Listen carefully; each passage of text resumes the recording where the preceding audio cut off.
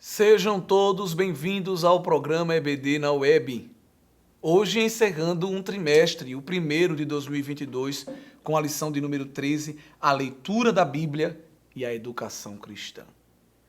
Que a paz do Senhor Jesus seja abundante na tua vida e com gratidão você possa encerrar mais um trimestre, porque até aqui nos ajudou o Senhor e louvamos a Deus pela vida de todos que fazem a EBD, sabendo que contribuem para o ensino sistemático da sã doutrina, da palavra de Deus, as verdades eternas. Queridos irmãos, esta lição desse trimestre foi uma lição técnica.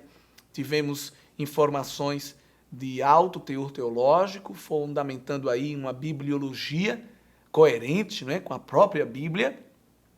Tivemos lições devocionais, lições com aplicações para as nossas vidas, e essa lição 13 ela vem fazer um fechamento e trazer ainda mais um reforço para nós que fazemos o ministério de ensino em nossas igrejas, pois fala aqui de duas verdades importantes relacionadas às Escrituras. É o compromisso com a sua leitura e o compromisso com o seu ensino. Eles devem estar intrinsecamente ligados. Então, esta é uma lição prática, é uma lição que traz orientações para a nossa vida. E você pode aproveitar também o tempo e o espaço para resgatar informações para o aluno. Nós temos falado sempre nas nossas reuniões e capacitações da importância do professor trazer processos, instrumentos, recursos avaliativos, né? Não aquela ideia de prova, de aluno saber quanto foi a nota, a média e quem acertou mais ou menos. Mas uma oportunidade que você, professor, observar duas coisas. Primeiro, como o aluno construiu o conhecimento e dá o feedback ao aluno, né, de como ele está diante do conteúdo.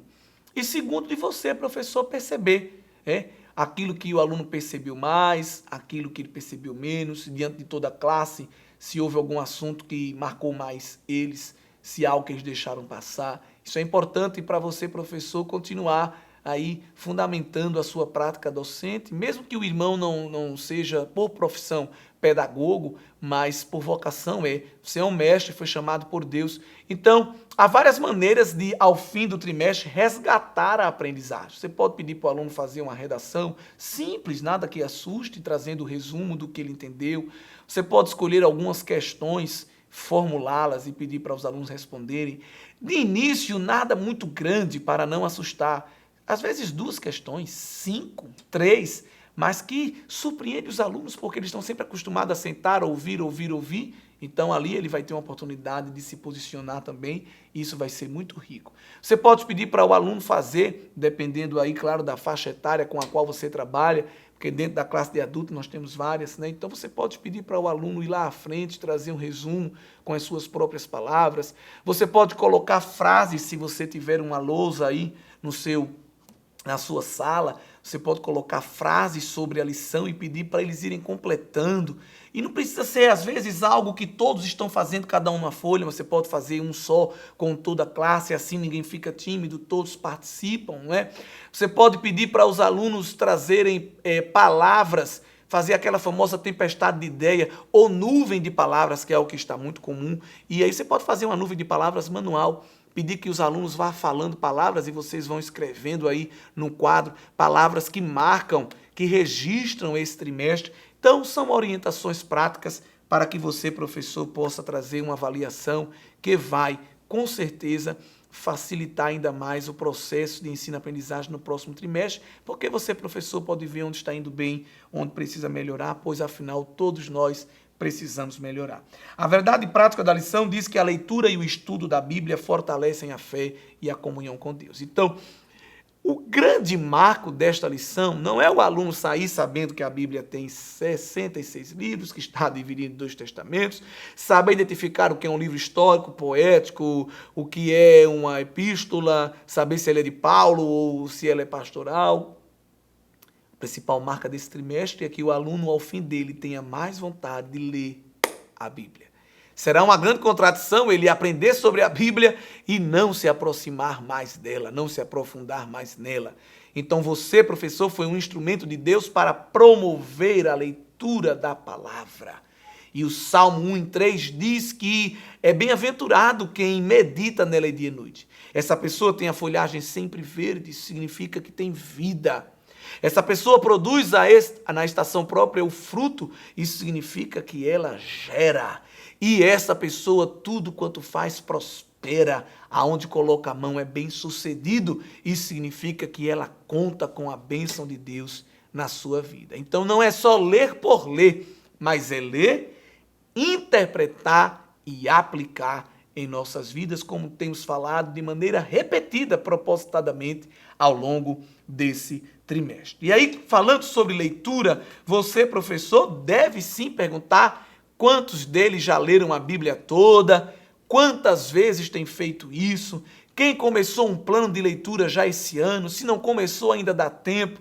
De repente você pode levar para a classe impresso, ou se tiver grupos aí de WhatsApp, Telegram, pesquisar e já disponibilizar alguns planos anuais de leitura da Bíblia. Existem aqueles que começam pelo Novo Testamento, aqueles que começam já de Gênesis.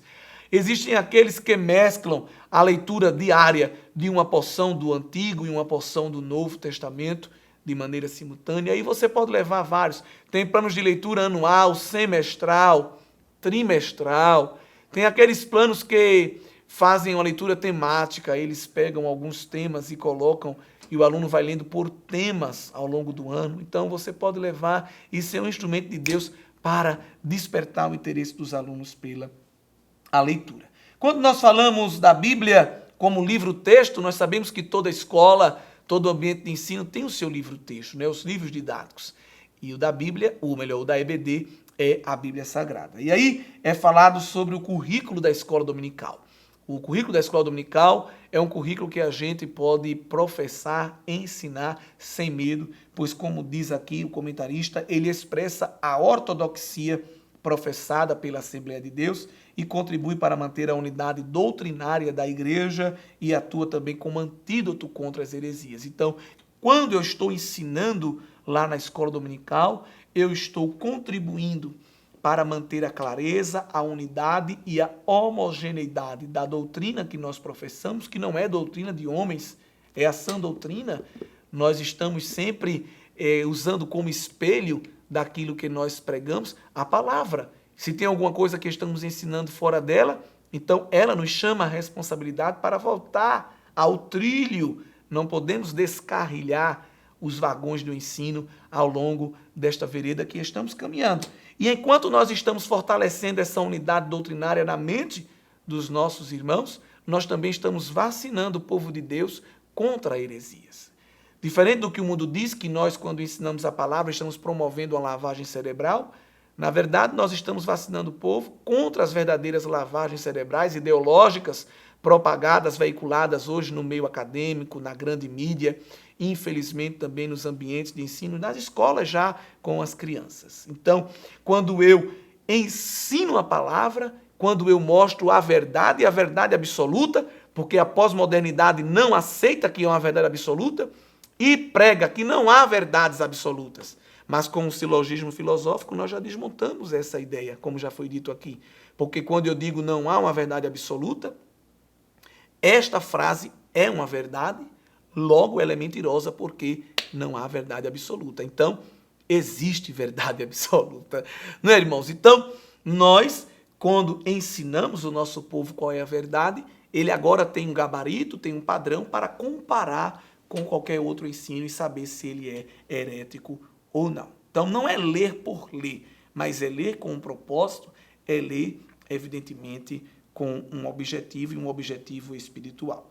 É dito também que a prática pedagógica da igreja, a educação cristã, ela diferencia-se de uma educação secular, pois a educação secular tem objetivos seculares, mas a educação cristã tem objetivos eternos, objetivos celestiais. Então, quando nós estamos ensinando a palavra, nós promovemos não só uma transformação social. A educação secular pode promover uma transformação social? Sim. Inclusive, ela deve ser destinada a este fim. Se a educação secular não transforma o indivíduo para melhor, ela não cumpre o seu objetivo de ser. Porque educar é isso, é tornar pessoas melhores. Mas A educação secular, ela não tem capacidade completa de transformar a humanidade, porque nós não precisamos apenas de uma transformação social. Nós não precisamos apenas aprender que quando parar na faixa de pedestre alguém, devemos, se estiver dirigindo, parar para aquela pessoa atravessar. Nós não conseguimos apenas com a educação aprender somente que devemos devolver a carteira de alguém que encontramos na rua, porque ela não é nossa. Nós também precisamos aprender que há um Deus que deve ser adorado. Que nós não estamos vivendo para o aqui e agora, nossa vida culmina em consequências eternas. De que nós amamos ao outro porque nós devemos amar alguém maior do que ele, que é Deus. E evidentemente que a educação secular não consegue cumprir toda essa transformação.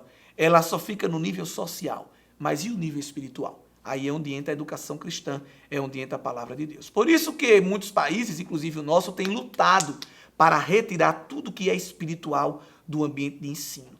Porque quando nós começamos a ensinar a palavra, nós exigimos uma atitude, uma resposta, não só neste nível social, cultural, mas também no nível espiritual, no nível eterno. É por isso que a educação cristã, diz o comentarista, ele produz uma verdadeira transformação.